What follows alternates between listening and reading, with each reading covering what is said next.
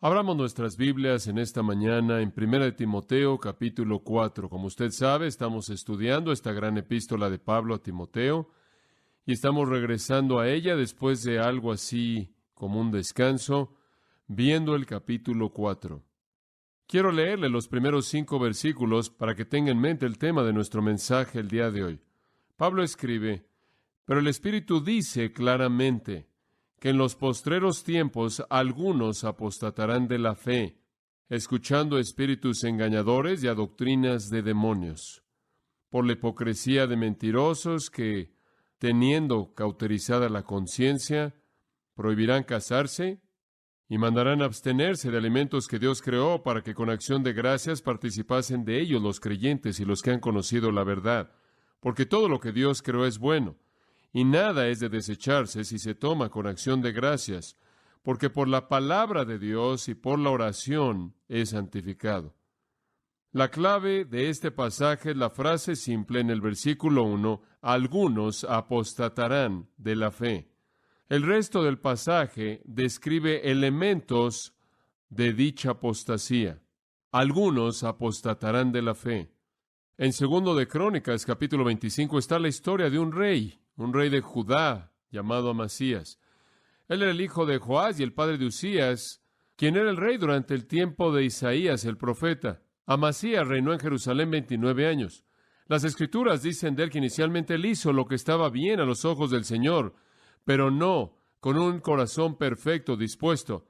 Él operó según la religión de Israel por fuera. Él la conocía, la entendía, se condujo a la luz de su ética, pero no con un corazón perfecto. Él tuvo una religión externa sin corazón. Él cumplió con su religión únicamente por fuera. Su corazón no conocía a Dios por dentro, y poco después fue seducido por la idolatría.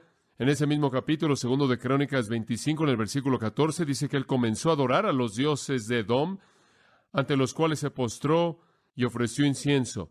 Su vida terminó trágicamente. Él fue asesinado por su propio pueblo. Y el comentario de conclusión en el versículo 27 es que Amasías se desvió de seguir al Señor. Apostatar o dejar la fe no es nada nuevo. Sucede en la actualidad, sucedió en la iglesia de Éfeso, en donde Timoteo estaba cuando Pablo escribió. Sucedió en la historia de Israel con toda persona, desde reyes hasta personas comunes y corrientes. Siempre habrá personas que entienden intelectualmente que se van a conducir externamente conforme a la revelación de Dios, pero no tienen el corazón rendido a Dios. En Hebreos 3:12 dice, aquellos que dejan a Dios demuestran un corazón incrédulo. Y el corazón es el punto medular.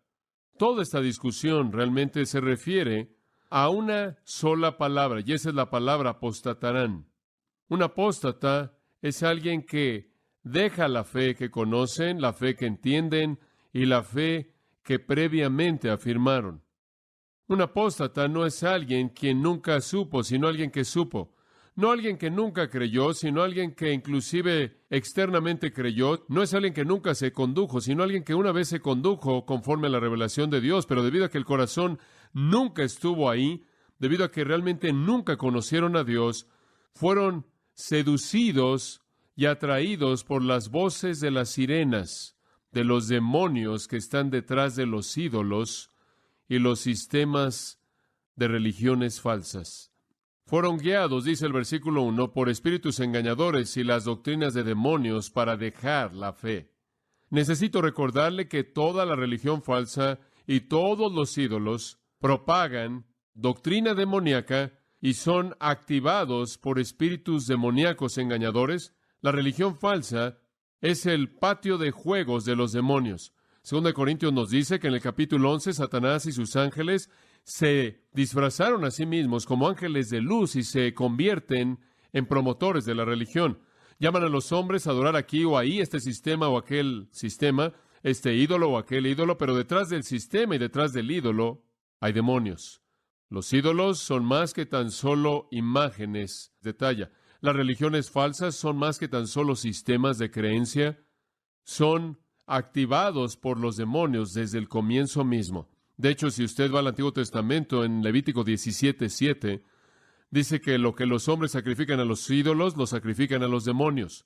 Deuteronomio 32:17, lo que los hombres sacrifican a los ídolos, de nuevo, lo sacrifican a los demonios. Salmo 96, versículos 4 y 5, Salmo 106, versículos 36 al 39, dicen lo mismo. Todos los dioses de las naciones son demonios, ídolos demoníacos. 1 Corintios 10, Pablo dice: aquellos de ustedes que vienen a la mesa del Señor y después se van a adorar en algún altar pagano religioso, no pueden servir la mesa del Señor y la mesa de los demonios. Los sistemas religiosos falsos y todos los ídolos son simplemente puntos focales para la actividad demoníaca, para que los espíritus engañadores mentirosos promuevan las doctrinas del infierno. Usted no puede ser ingenuo al comprender este hecho. Usted no puede imaginar por un momento que un ídolo es simplemente lo que parece ser en la superficie, o que una religión falsa es simplemente la colección de ideas que parece no tener entendimiento, y que detrás de ello está una dinámica que energiza, producida por los ángeles caídos y un sistema satánico de espíritus, quienes mediante ese medio están engañando a la gente y alejando a la gente de la verdad al infierno eterno. La apostasía es seducción demoníaca, la adoración de ídolos es adoración de demonios, y los falsos maestros son agentes de demonios. Es así de claro en la palabra de Dios. Las Escrituras nos dicen, sea que usted esté viendo la historia de Israel, o sea que esté tratando con la iglesia, la historia de la iglesia, afirma que desde el término del Nuevo Testamento siempre ha habido un campo de batalla entre Dios y su verdad y el diablo y sus mentiras.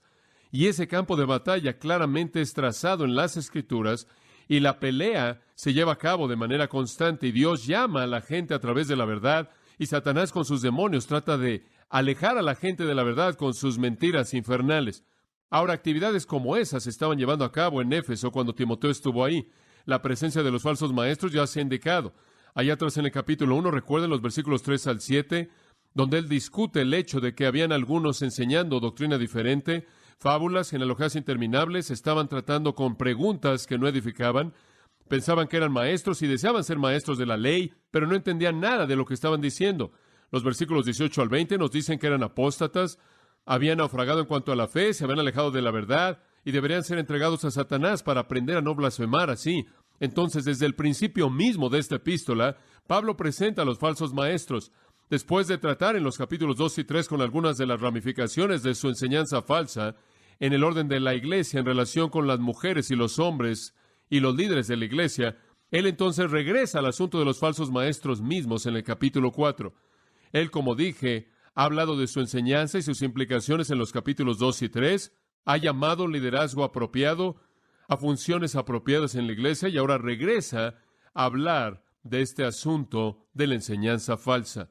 Y necesito recordarle que las Escrituras, de nuevo, están repletas de este asunto de la enseñanza falsa y siempre hay un llamado para que la iglesia enfrente con esto. No es algo popular en el nombre del amor, todo el mundo quiere olvidar los desacuerdos. Y cuando usted habla de manera fuerte y de manera frontal en contra de la falsa enseñanza, con mucha frecuencia es criticado. Yo sé que eso me pasa de manera frecuente. No obstante, hay un mandato bíblico y hay una causa eterna para las almas de los hombres que nos lleva a enfrentar la falsa enseñanza como tal.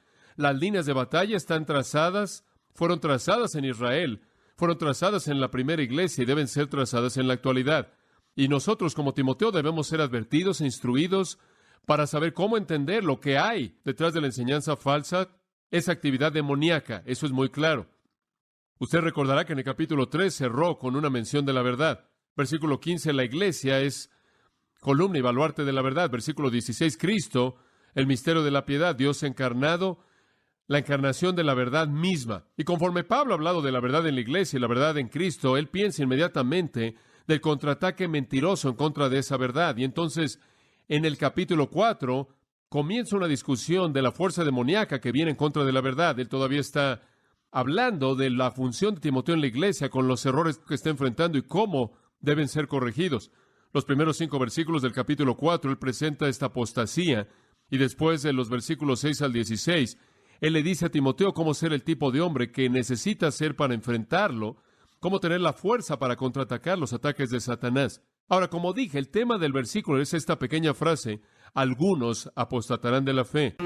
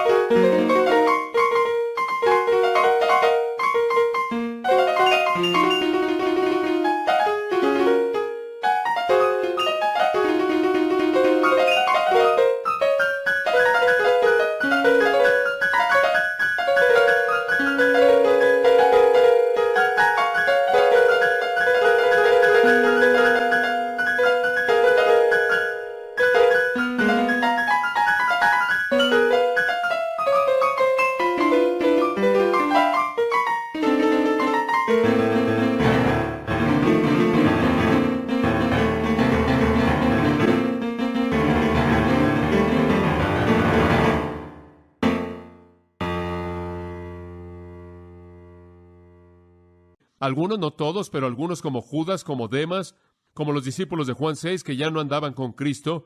Habrán algunos, dice él, quienes, y él usa el verbo afistemi, lo cual nos da la palabra apóstata. Esta forma del verbo es apostasonti y significa dejar, quitarse a sí mismo de la posición que usted ocupaba originalmente a otro lugar. Esta es una partida deliberada, intencional, de una posición anterior. No está hablando de una caída no intencional, no está hablando de que alguien está luchando con la duda. Es alguien quien deliberadamente se aleja de la verdad que una vez afirmó para buscar otra enseñanza. Abandonar una fe que una vez afirmó. Algunos harán eso, dice él. Algunos lo harán. El término la fe significa doctrina cristiana. No fe en el sentido de creencia cristiana, sino la fe en el sentido del contenido de lo que creemos. Algunos dejarán, abandonarán o apostatarán la fe verdadera, la fe, Judas 3:6, una vez dada a los santos, el contenido de las Sagradas Escrituras. Los detractores que entienden, que externamente afirman, que se conducen de una manera que refleja dicha afirmación, pero que no tienen un corazón para Dios, sino que más bien tienen un corazón incrédulo, y bajo el engaño de los demonios dejarán la fe. Pablo dice, Timoteo, debes esperar eso. Algunos lo harán, y debes saber cómo enfrentarlo. Entonces, al darnos instrucción acerca de este asunto de la apostasía, hay 6 características tras bambalinas conforme vemos a los apóstatas.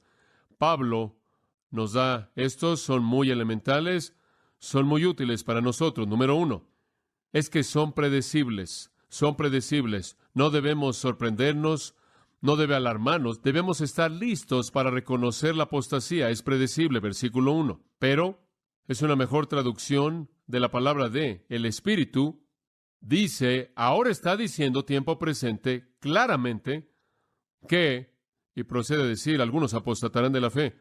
En otras palabras, este es el resultado del conflicto y el Espíritu ha dicho que sucederá. Es absolutamente predecible. En contraste con la verdad de los versículos 15 al 16, pero viene la mentira y el Espíritu dice, algunos apostatarán de la fe. El Espíritu lo dice claramente, de manera explícita, directa, clara, en palabras bien definidas. Eso es lo que significa. Y él ahora está diciendo en tiempo presente, el Espíritu en este momento más de una vez está diciendo explícitamente que la gente dejará la fe. Ahora, esta es una manera de referirse a la revelación divina. Esto no es nada nuevo. El Espíritu Santo ha estado diciendo esto desde que el Espíritu comenzó a dar las Escrituras en el Antiguo Testamento. Hay exhortaciones en el Antiguo Testamento acerca de la apostasía, hay advertencias en el Antiguo Testamento acerca de personas que dejarían la fe, acerca de que todo Israel no sería el verdadero Israel, no todos los judíos serían judíos genuinos que realmente creerían. Algunos de ellos tendrían corazones incircuncisos, aunque se habrían circuncidado a sí mismos por fuera. El Espíritu a lo largo de todos los siglos de la historia redentora ha dicho que habrían personas que dejarían la fe, habrían rebeldes dentro del campamento de Israel. El profeta habló de esto, Daniel habló de esto, Ezequiel habló de esto. No fue un tema raro en absoluto, más bien de manera distintiva y explícita, el Espíritu ha hecho predicciones como estas. De hecho, inclusive llegamos al Nuevo Testamento y vemos cuántos dejaron la fe, como el Señor advirtió que harían eso. En Mateo 24, muchos falsos cristos, muchos falsos profetas vendrían, engañarán a muchos y muchos abandonarán la fe. Marcos 13:22 dice básicamente lo mismo. Dejarían la fe. Las Escrituras nos indican en 2 de Tesalonicenses 2 que antes de la venida de Cristo en gloria, habría una partida masiva de la fe. En 2 de Pedro, en los postreros días vendrán burladores abandonando la fe. Judas 18, lo mismo. 1 de Juan 2, el anticristo vendrá y como resultado habrán personas que saldrán de nosotros, revelarán que nunca fueron de nosotros, pero dejarán la fe. En 1 de Juan, de nuevo en el capítulo 4, hay una mención muy directa de que hay falsos profetas que salieron al mundo y saldrán al mundo y van a hacer que almas sean desviadas. Entonces el Espíritu ha dicho de manera expresa, explícita, una y otra vez esto. Y el tiempo presente está hablando ahora, significa que lo que Él está diciendo en este momento es parte de la continuación de esa revelación del Espíritu Santo. Necesito añadir como comentario al margen que toda la revelación bíblica viene del Espíritu Santo. Los hombres santos de Dios hablaron conforme fueron movidos por el Espíritu Santo. Así es como las Escrituras fueron escritas, segundo de Pedro 1:21. Todas las Escrituras vienen por la inspiración de Dios a través de su Espíritu. Entonces, a lo que Él se refiere cuando dice el Espíritu está hablando ahora, son las Escrituras. El hablado, Él está hablando ahora a través de este versículo aquí, conforme Pablo lo escribe. La palabra misma del Espíritu Santo viene. El flujo de la revelación del Espíritu Santo acerca de la apostasía está fluyendo a Pablo en este momento mismo. Ahora, Pablo sabía que esto iba a pasar en Éfeso porque el Espíritu Santo se lo había dicho antes. Allá atrás, en Hechos 20, mucho antes de este acontecimiento, la escritura de esta epístola a Timoteo, cuando él se reunió con los ancianos efesios en el versículo 29, él dijo, porque yo sé que después de mi partida entrarán en medio de vosotros lobos rapaces, y hombres perversos se levantarán de entre vosotros, y engañarán a muchos y los desviarán. El Espíritu le había dicho eso años antes, en la inspiración de ese momento mismo registrado en Hechos capítulo 20. Entonces el Espíritu lo había dicho de manera clara, es inevitable, es predecible. Habrán personas que dejarán la fe. Entonces no nos sorprende eso. Habrán aquellos quienes responderán de manera momentánea como la semilla que cayó en el suelo rocoso, pero no tienen raíz, no hay vida real, no hay unión real con Dios y mueren. Aquellos que son ahogados por las preocupaciones de este mundo y el amor de las riquezas. Habrán esas personas que estarán por un tiempo, pero cuando su corazón no está entregado a Dios, son engañados por espíritus demoníacos, promoviendo su verdad a través de agentes humanos que conocemos como falsos maestros. Entonces es predecible. En segundo lugar, al entender a los apóstatas, tenemos que ver su cronología. ¿Cuándo sucederá esto? Él dice en el versículo 1, en los postreros tiempos, en épocas postreras. ¿Cuándo es esto? ¿Es esto en el futuro? ¿Cuándo son los tiempos postreros? Bueno, únicamente necesitamos reflexionar en las Escrituras para responder esa pregunta. 1 Juan 2:18 lo dice de la manera más simple que un versículo lo puede decir. Hijitos míos, este es el tiempo postrero. Hijitos míos, este es el tiempo postrero. 1 Pedro 1:20, hablando de Cristo, dice, Él fue manifestado en estos postreros tiempos. En Hebreos 1:2, Dios en estos postreros días nos ha hablado por el Hijo. Hebreos 9:26, Cristo apareció una vez al final del siglo para quitar el pecado. Todos estos versículos nos dicen que los tiempos postreros son los tiempos después de que Cristo vino en su primera venida. Cuando Cristo vino, Él comenzó los tiempos postreros, la era mesiánica. La era mesiánica comienza con la venida de Jesucristo. Entonces, ahora estamos viviendo en los tiempos postreros, entre su primera venida y su segunda venida, cuando Él establezca su gloria en la tierra, y después al reino eterno. Todo eso son los tiempos postreros. Estamos viviendo entonces en los postreros tiempos. Hijitos míos, son ahora los tiempos postreros. Es el tiempo del Mesías. Él ya vino. Él ahora está edificando su reino en los corazones de hombres y regresará a establecerlo sobre la tierra y después a lo largo de la eternidad. Estamos viviendo en los postreros tiempos. Entonces, ¿cuál es la cronología de la apostasía? Es ahora, en esta dispensación, que la apostasía se establecerá a sí misma. Entonces la esperamos, es predecible, es para esta época, hasta que Jesús regrese a juzgar y reinar y establecer su reino.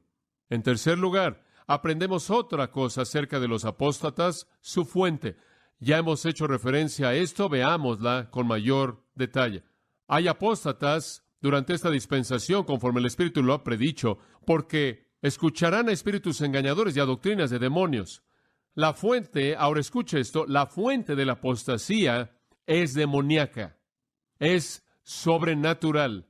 Pablo lo dijo en Efesios 6, no tenemos lucha contra ¿qué? Sangre y carne, sino contra principados y potestades y los gobernadores de las tinieblas de este siglo, huestes espirituales de maldad en las regiones celestes, espíritus demoníacos sobrenaturales.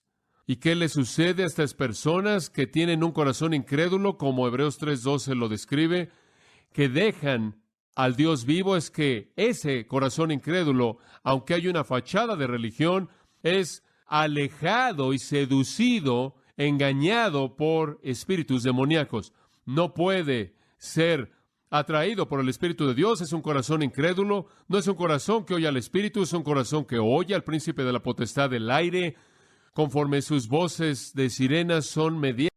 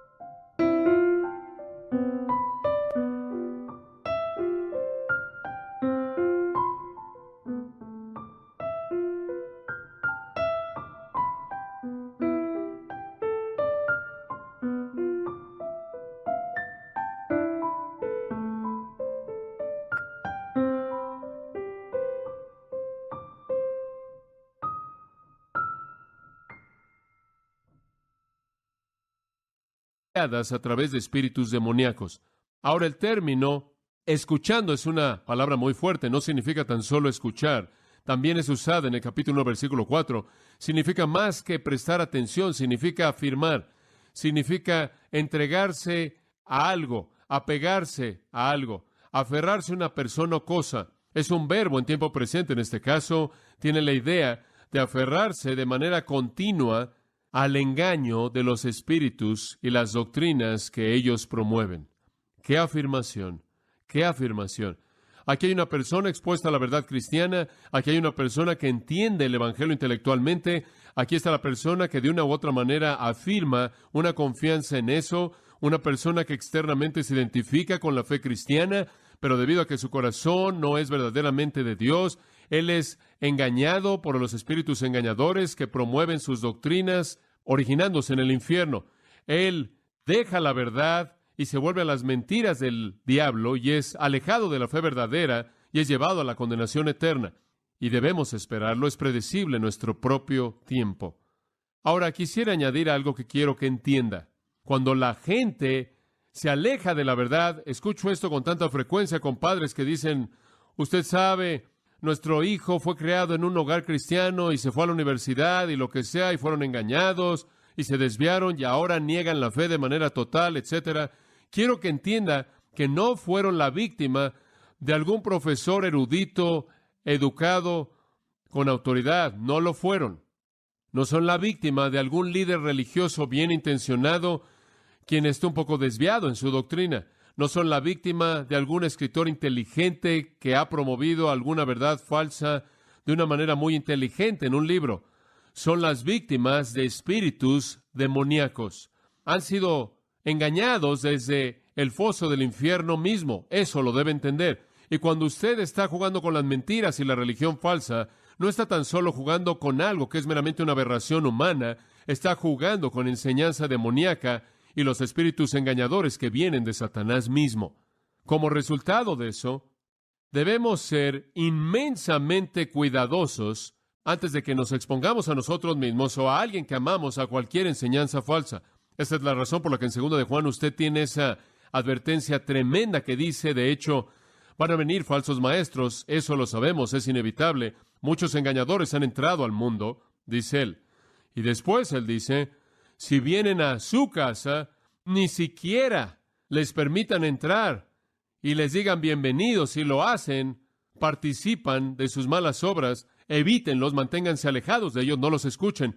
Cada vez que usted se acerca a alguien que está bajo su enseñanza, Judas dice, arrebátalos como arrebatarías una rama del fuego y asegúrate de que no te quemes. En Deuteronomio 13 tenemos una advertencia que es muy, muy directa.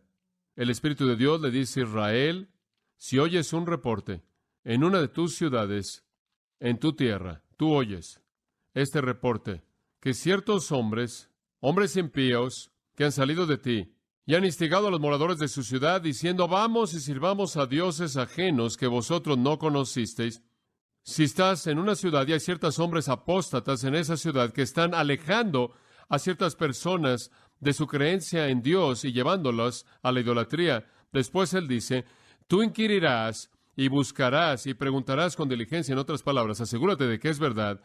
Y si pareciere verdad, cosa cierta, que tal abominación se hizo en medio de ti, esto es lo que vas a hacer, irremisiblemente herirás a filo de espada a los moradores de aquella ciudad, destruyéndola con todo lo que en ella hubiere, y también matarás sus ganados a filo de espada, y juntarás todo su botín en medio de la plaza, y consumirás con fuego la ciudad y todo su botín, todo ello, como al oro no, como holocausto a Jehová tu Dios, y llegará a ser un montón de ruinas para siempre, nunca más será edificada, y no se pegará a tu mano nada del anatema, para que Jehová se aparte del ardor de su ira, y tenga de ti misericordia, y tenga compasión de ti.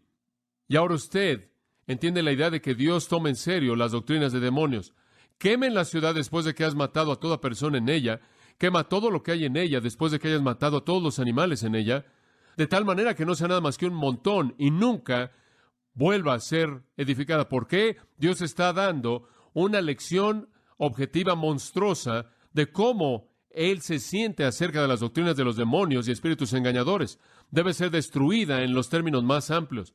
Ahora observe esa pequeña frase, espíritus engañadores. Esto se refiere a la fuente de estos errores, herejías, doctrinas falsas, seres espirituales demoníacos, sobrenaturales que son ángeles caídos. La palabra engañadores viene de una palabra de la cual obtenemos nuestra palabra planeta. Esa es la idea de estar desviado.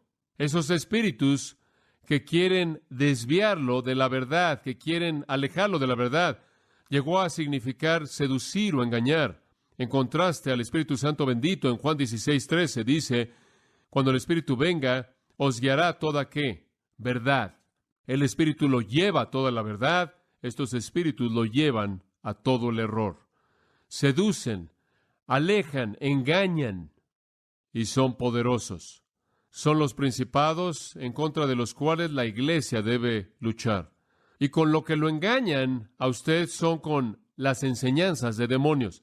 El mundo está lleno de enseñanza demoníaca. Cualquier cosa que contradice la palabra de Dios no es algún invento humano o alguna aberración humana, es una enseñanza de demonios. Están detrás de todo esto. Ese es un genitivo subjetivo. Doctrinas de demonios no significa enseñanza acerca de demonios. Significa enseñanza diseñada por demonios. La historia de espíritus engañadores puede remontarse al huerto en donde el primer demonio, el demonio mismo, con D mayúscula, Satanás, engañó a Eva con su implicación engañosa de que ella podría estar perdiendo lo mejor que Dios tenía al no poder comer del árbol en el huerto. Él engañó a Eva. Y dichos engaños son presentados a lo largo de la historia de las Escrituras y los ve hasta Apocalipsis. Y usted tiene un vistazo en el libro de Apocalipsis de todo el engaño de los demonios al final de la historia del hombre. Entonces, desde Adán hasta Apocalipsis, es una historia de espíritus engañadores que están promoviendo doctrinas de demonios, presentándosela a almas humanas. La enseñanza falsa no viene de hombres inteligentes, viene de demonios. Y esa es la razón por la que no se puede exponer a ella. Esa es la razón por la que es tan maravilloso que sus hijos estén bajo la enseñanza de aquellos que enseñan la palabra de verdad. Ahora quiero decir que no toda la enseñanza demoníaca superficialmente se ve demoníaca. Algo de esta enseñanza es más sutil que eso. No toda es ocultismo. Alguna parte de esta es tan sutil, de hecho es tan sutil que ni siquiera podemos reconocerla como tal, a menos de que veamos con mucho cuidado. Me pareció interesante esta semana leer en el periódico USA Today, en su sección de opinión, una entrevista con el hombre que encabeza la organización llamada Los Anónimos Fundamentalistas. Es como los apostadores anónimos o alcohólicos anónimos. Es para personas que están tratando de liberarse de la ansiedad y la presión y la depresión y las circunstancias que piensan que tienen en su vida debido a una orientación con el fundamentalismo. Eso me parece muy curioso, muy curioso. El hombre que la encabeza dice que él es un cristiano y ahora es miembro de una iglesia bautista americana, estadounidense, y él no está diciendo en absoluto que ha dejado la fe. Tuve dos pensamientos acerca de los fundamentalistas anónimos. Uno era, por cierto, 22,000 personas de una u otra manera han hecho contacto con esa organización queriendo dejar el fundamentalismo u obtener algo de ayuda. Y lo que pensé es lo sutil que es Satanás, que hay algunas personas que quieren salir de lo que se llama fundamentalismo cuando realmente nunca han entendido la verdad fundamental de la palabra de Dios. En lo que se han enfrascado no fue nada que más o menos legalismo, un legalismo que debilita, que no trae satisfacción, que realmente no trae espiritualidad verdadera a su corazón, y están dejando algo que no es cristianismo fundamental en absoluto, sino simplemente un sustituto legalista con su propio código de obras mediante el cual usted llega a tener una relación correcta con Dios. Por otro lado, probablemente algunas personas entre las 22,000 genuinamente están escapando de la fe verdadera. Para ellas debería haber otra organización llamada Apóstatas Anónimos, porque realmente están dejando la fe. Las dos no son lo mismo. Algunas personas están dejando lo que no era la fe, sino un sustituto legalista. Algunas personas están dejando la fe verdadera. Y como dije, no es popular señalar estas cosas, no es popular exponer el error, exponer la herejía, pero muchas personas están jugando de manera necia con las sutilezas de la doctrina.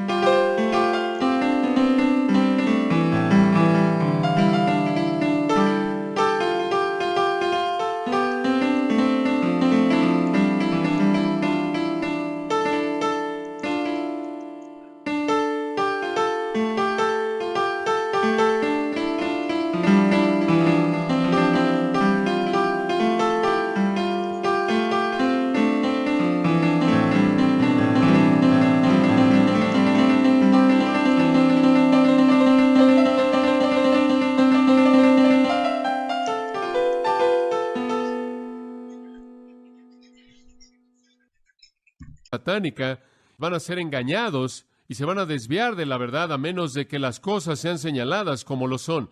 Es predecible que la gente va a dejar la fe. Lo van a hacer en esta dispensación y lo van a hacer bajo el poder de fuentes demoníacas. Y cuando usted se expone a sí mismo, a sus amigos, a sus hijos, o a quien sea mentiras, a enseñanza equivocada, a religión falsa, usted los está colocando en el ambiente en donde los demonios están engañando. Número 4. También debemos reconocer no solo la fuente, sino los maestros. Esto es llevado a cabo a través de agentes humanos, aunque la fuente es sobrenatural, los medios son naturales. La fuente es sobrenatural, los medios son naturales. El engaño ocurre a nivel humano. Y el versículo 2 dice, estos espíritus engañadores que están promoviendo sus doctrinas demoníacas, usan, y aquí hay dos sustantivos en el griego, usan a oradores hipócritas mentirosos. Esa es la mejor manera de traducir eso. Usan a hombres que son hipócritas, que hablan mentiras. Parecen ser religiosos, parecen ser predicadores o sacerdotes o líderes religiosos de un tipo u otro. Pueden ser buenos por fuera, pueden ser muy religiosos en su apariencia, pueden ser muy devotos, pueden usar túnicas, pueden tener cuentas, pueden usar cuello blanco, pueden parecer ser puros en sus motivos, pueden verse por fuera como que quieren ayudar a los hombres y mujeres y ayudarlos en sus esfuerzos religiosos. Me pareció interesante recientemente leer acerca del obispo en Sudáfrica que le dijo al presidente que se fuera al infierno. Me pareció curioso que eso parece ser más bien el mensaje opuesto de alguien que esté en el ministerio. Pensé que nuestro mensaje consistía en hablarle a la gente de cómo ir al cielo, pero no estoy seguro de cuál es la fuente de su mensaje, entonces no sé qué puedo decir por ese hombre.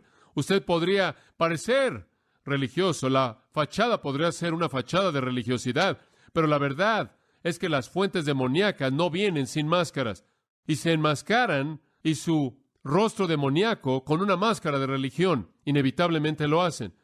Y encuentran a oradores hipócritas mentirosos, aquellos que son hipócritas en el sentido de que pretenden la religión que no poseen, pretenden exaltar a Dios, a quien no exaltan en absoluto, sino más bien a Satanás exaltan. Son engañadores y mentirosos que vienen enmascarados en atuendo religioso, en sus trajes religiosos, lo que sea. Algunas veces llevan una Biblia, algunas veces un libro de oración, pero siempre usan una máscara. Son promotores de mentiras. Podrá ser un profesor, entre comillas, en una universidad cristiana, podrán estar en un seminario, entre comillas, cristiano, podrán estar en alguna iglesia, en algún lugar, quizás escriban un libro, van a encontrar una audiencia y van a promover su doctrina infernal bajo la dirección de espíritus engañadores que sin duda alguna no solo engañan a la gente a través de ellos, sino que también los han engañado a ellos. Son los promotores de la doctrina de demonios. La fuente es demoníaca, los medios son humanos. Y esa es la razón por la que la Biblia nos advierte no solo acerca de la doctrina del diablo, sino también acerca de los falsos maestros humanos. Además, él dice acerca de ellos que parecen poder hacer lo que hacen sin problema alguno. Su conciencia está cauterizada. Ahora, algunos creen que eso hace referencia al hecho de que los esclavos en esa cultura tenían la marca de su amo en su frente, y eso está diciendo que tienen la marca del diablo, que pertenecen al diablo. No son demonios, sino que son los agentes del diablo.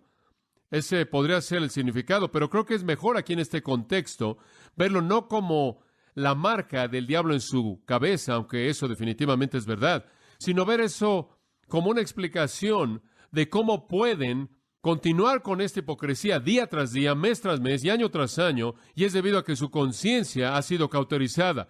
No su frente, sino su conciencia, y él es muy cuidadoso en usar la palabra conciencia, lo cual significa su sensibilidad a lo que está bien y lo que está mal, su sensibilidad a la verdad y a la integridad, ha sido cauterizada al punto que ya no funciona. La conciencia es la herramienta que envía impulsos para afirmar o condenar una acción y de esta manera controlar la conducta. Permítame repetir eso.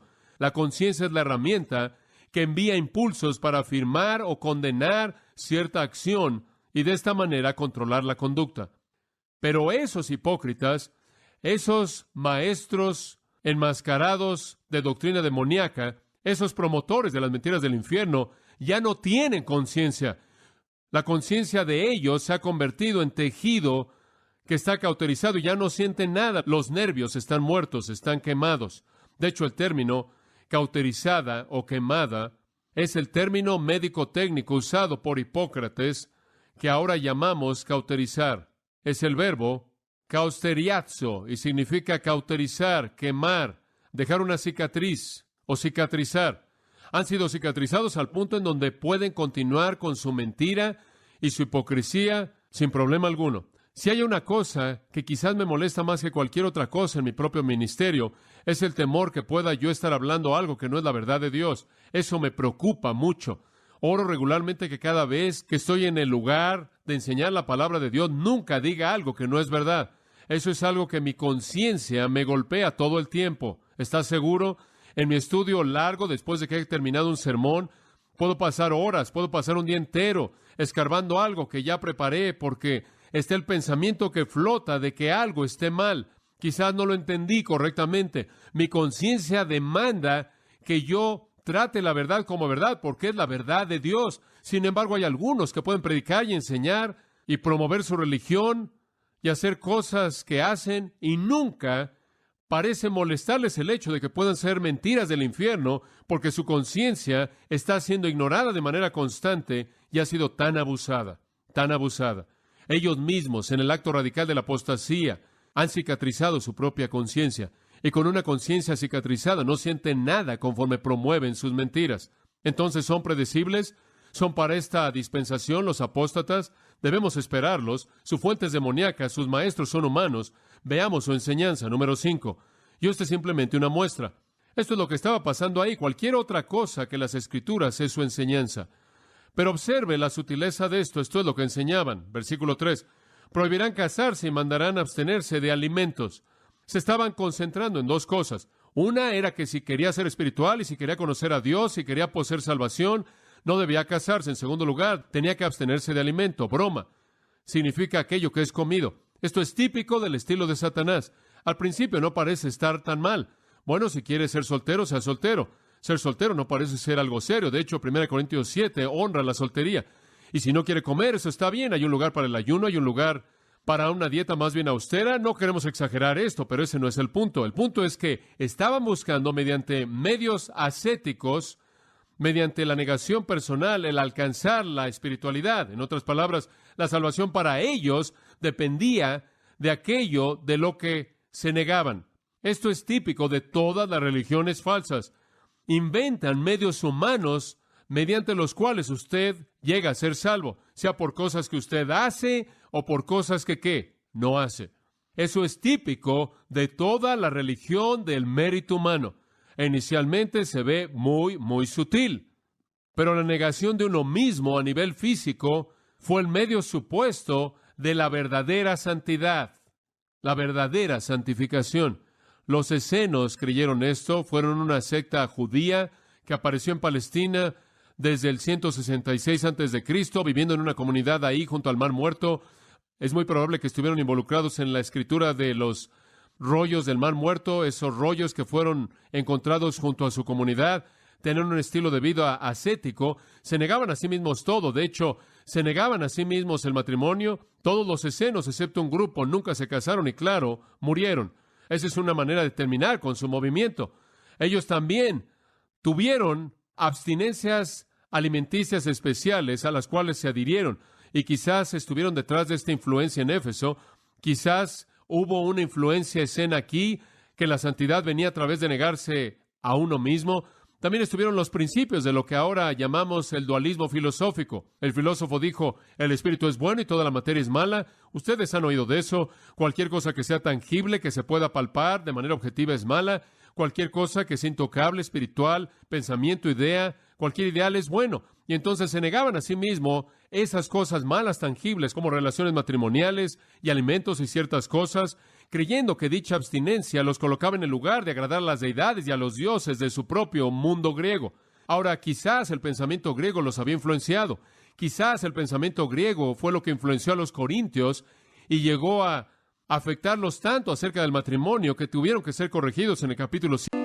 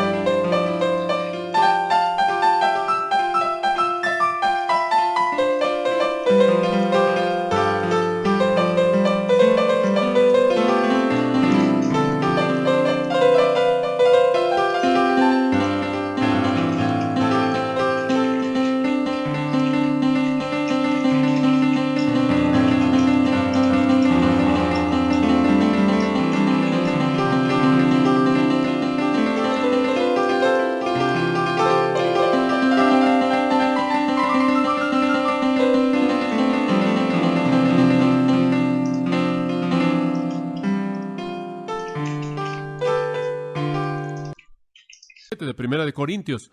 Quizás fue que inclusive los confundió acerca de la resurrección del cuerpo debido a la perspectiva ascética, la perspectiva dualista filosófica, que no quería resurrección del cuerpo debido a que todo de cualquier manera era malo. Entonces se había infiltrado en la vida de la iglesia tanto el dualismo filosófico como el ascetismo esceno, y hubieron algunos de ellos que ahora estaban diciendo la verdadera espiritualidad es alcanzada por lo que hacemos o por lo que no hacemos, lo que aceptamos o por aquello de lo que nos negamos a nosotros mismos. Ese tipo de externalismo es típico de toda la religión falsa satánica. No me importa la que sea.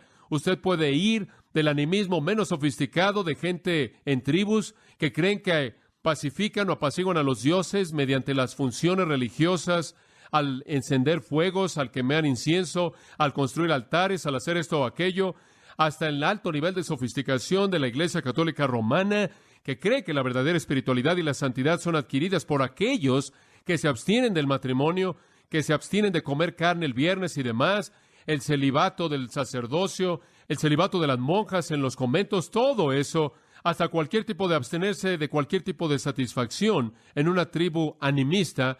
Todas son la misma religión de demonios, todo es lo mismo.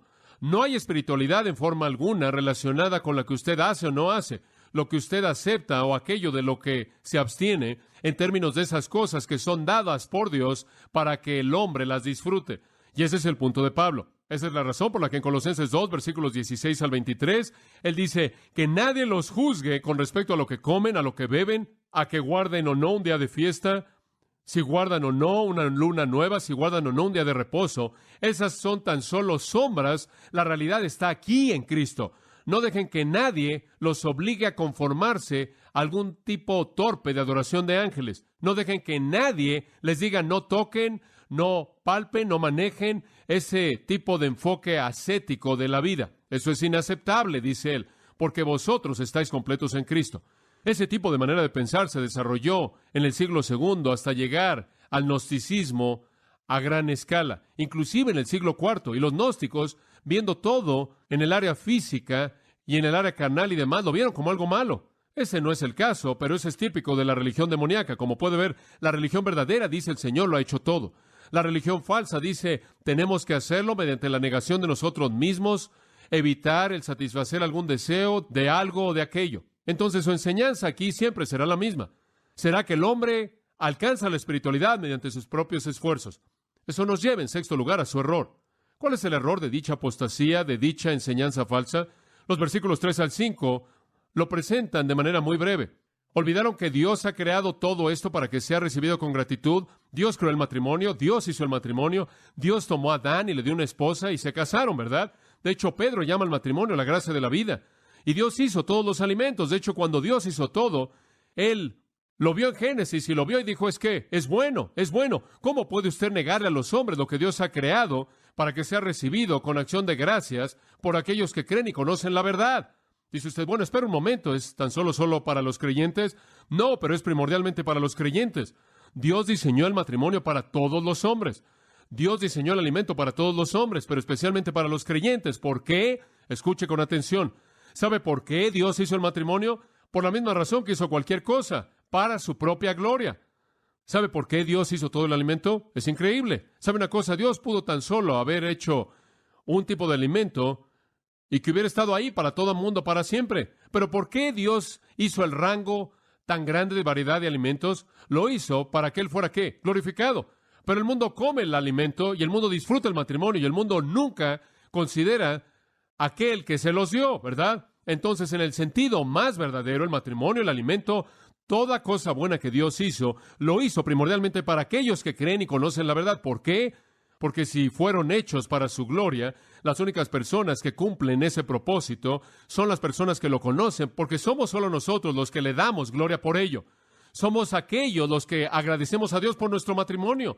Somos los que le agradecemos por nuestro alimento. Somos los que mostramos nuestra gratitud. Entonces, en el sentido más puro, elevado y verdadero, todo lo que Dios jamás hizo, lo hizo para aquellos que creen y conocen la verdad. ¿No es eso una maravillosa afirmación?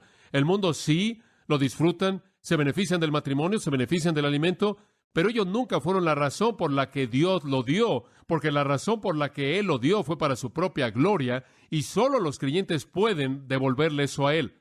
Entonces Dios hizo toda cosa buena, lo hizo para nosotros. Qué torpe es venir y negar el matrimonio y negar ciertos alimentos y pensar que usted es santo, cuando lo que usted realmente está haciendo es que le está negando a Dios el derecho de ser glorificado por la belleza de lo que Él nos dio. Más vale que usted se case y coma de todo lo que Él proveyó y lo alabe, en lugar de pensar que usted es santo al abstenerse de esas cosas. El versículo 4 continúa, porque todo lo que Dios creó es, ¿qué? Inherentemente excelente, kalos, toda creación de Dios. Y creo que Él se está refiriendo tanto al matrimonio como al alimento. Porque todo lo que Dios creó es en sí mismo inherentemente bueno, y nada es de desecharse si se toma con acción de gracias. Ese es el propósito. Ahora, ahí está la clave de nuevo. Dios nos lo dio para que nosotros, ¿qué? Le agradeciéramos. Esa es la razón por la que es primordialmente para creyentes, porque los creyentes son los únicos que le agradecen. Entonces, cuando usted lo recibe y le agradece, usted cumple su propósito. Usted cumple su propósito. Tómelo y dele gracias a Dios. Entonces, el primer error de los apóstatas y su enseñanza falsa fue el no agradecer y alabar a Dios por lo que Él hizo. El segundo error fue no entender que todo lo que Él hizo es bueno, no malo. Y el tercer error fue el no creer lo que la palabra dice, porque dice que es bueno. Dios dijo que es bueno. Génesis 1, 28 y 29 es bueno. Y el versículo 5 dice, es santificado o apartado por la palabra de Dios. Eso se refiere al Evangelio de Jesucristo en las epístolas pastorales. Esa frase es usada 1, 2, 3, 4, 5, 6. Esta quizás sería la séptima vez en total y siempre se refiere al mensaje de salvación. A través del mensaje de salvación, aquellos de nosotros que hemos llegado a conocer al Señor, hemos llegado a conocer la verdad en Cristo, hemos llegado a conocer que Cristo ha abolido todas las leyes alimenticias, todas las leyes de dieta. El Evangelio ha terminado con todas esas restricciones de dieta. Fueron dadas únicamente por un tiempo breve en la historia de Israel para desarrollar su facultad moral de discernimiento y para enseñarles a entender la verdad de la separación. Pero una vez que Cristo vino, fueron hechas a un lado. Tuvieron un propósito limitado nacional. Volverlas a imponer es manufacturar un sistema de justicia por obras que deshonra a Dios al decir que Él creó algo malo cuando Él no lo hizo. Y entonces, si entendemos que la palabra de Dios en el Evangelio nos ha liberado de las leyes alimenticias y si en la oración le ofrecemos a Dios gratitud, entonces podemos recibir todos sus regalos buenos. ¿Se da cuenta? El celibato obligatorio, la abstinencia de ciertos alimentos es enseñanza demoníaca. Niega la creación de Dios, niega el deseo de Dios para que sea agradecido y sea alabado. Niega la palabra de Dios revelada en el Evangelio de Cristo, lo cual hace a un lado cualquier restricción. La negación externa de uno mismo es un error severo que viene de los demonios. Entonces se nos enseña a entender el error de los apóstatas, pensando que agradan a Dios por lo que muestran en la carne, como los fariseos. Desagradan de manera severa a Dios y siguen las mentiras de demonios. Amasías hizo lo que estaba correcto por fuera, pero nunca tuvo un corazón por Dios. Se alejó del Señor. Y eso nos lleva a donde necesitamos estar. ¿Dónde está su corazón? Ese es el punto. Inclinémonos en oración. Por tan solo otro momento, pensemos en estos asuntos serios que vemos en las Escrituras, asuntos eternos. No sé en qué confía usted para tener una relación con Dios. Solo puedo esperar y orar que no sea en algún tipo de sistema en el que se niega a sí mismo algunas obras que usted haya hecho. El Evangelio de Jesucristo ha venido a presentar salvación a usted por gracia mediante la fe. Usted debe creer en Cristo y Él en su gracia le da la salvación, la cual usted nunca se podría ganar fuera por algo que hiciera o no hiciera. Y una vez que usted se ha convertido en cristiano, usted es liberado de todas las restricciones y todos los regalos, bendiciones buenas que Dios provee, usted puede tomarlas, recibirlas y ofrecerle gratitud y alabanza. Y esa es la razón por la que Él las dio en primer lugar, para que redundaran para su gloria, lo cual únicamente sucede a través de aquellos que creen y conocen la verdad.